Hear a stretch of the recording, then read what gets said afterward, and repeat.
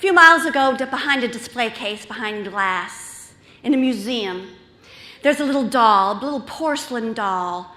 I'm not going to tell you her name right now because that'll ruin the story. But this doll derives from a song. This song was so popular in the 1830s, 40s, and 50s.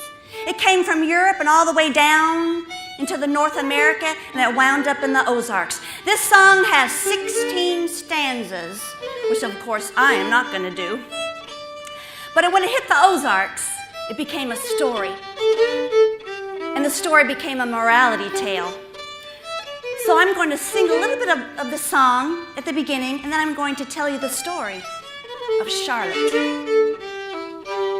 Young Charlotte lived on a mountain top in a cold and lonely spot.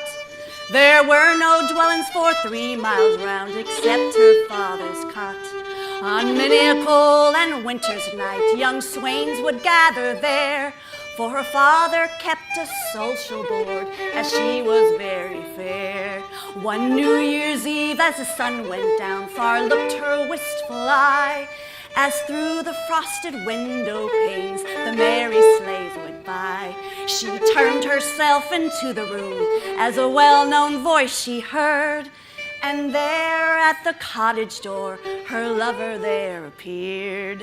At the village 15 miles away was to be a ball that night. Although the air was fierce and cold, her heart was warm and light.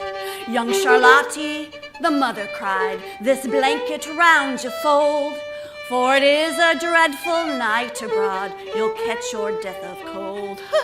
Oh nay, young Charlotte cried, and laughed like a gypsy queen. To be with blankets muffled up, I never would be seen. Charlotte was a lovely young thing, dressed in all the finest, couldn't bear to be unfashionable. She wore her dresses proud and held her head high, and all the men folk admired her something awful. But she was brazen to her family. She talked back to her mother when there's going to be a dance at the schoolhouse. Dances were not like play parties, oh no. There'd be liquor, and guns were worn, and sometimes difficulties settled with violence. But the finest Ozark fiddler was set to play, and Charlotte wouldn't have missed this for the whole entire world. She dressed herself in her finest satin dress, with matching cape, muff, and bonnet, and called for her servant to drive her on the coldest night of the winter. Now the snow was as thick as a man's hand, with a layer of ice on top of that. No wagon would have made those hills. So the old man went to the shed and pulled out the cutter.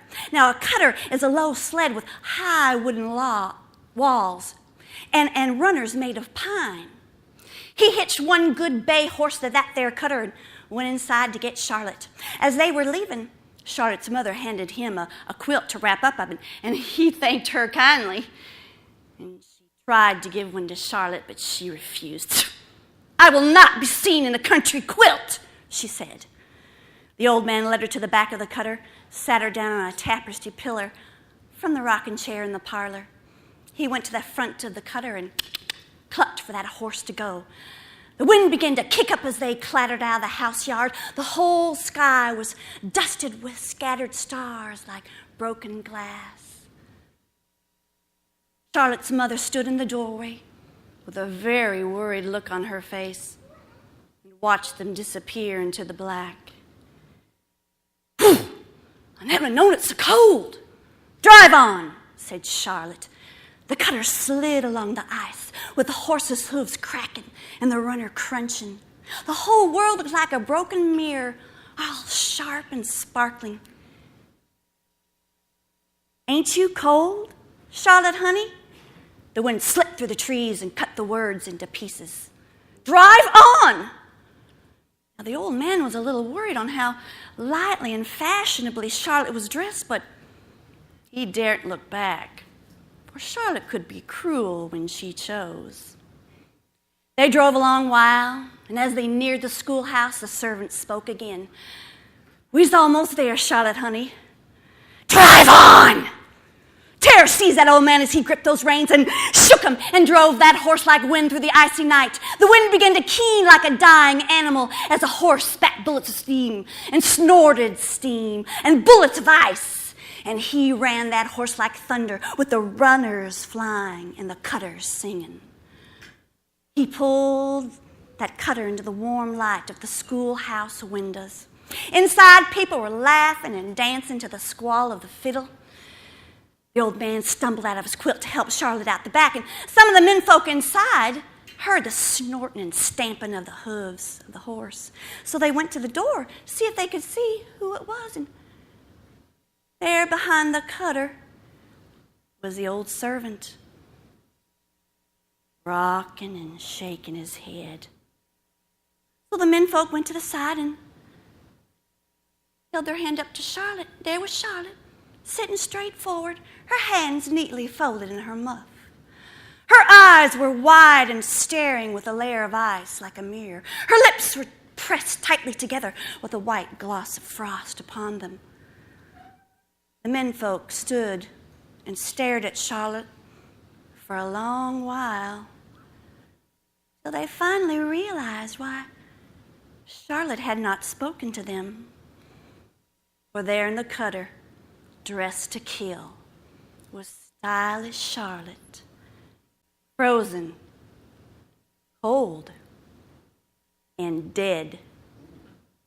If you ever venture out in your automobile or your wagon in these Ozark hills during an icy lashing storm in midwinter, you beware of that voice behind you in the dark. You beware of the voice that drives men mad, like the cracking of ice. Drive on!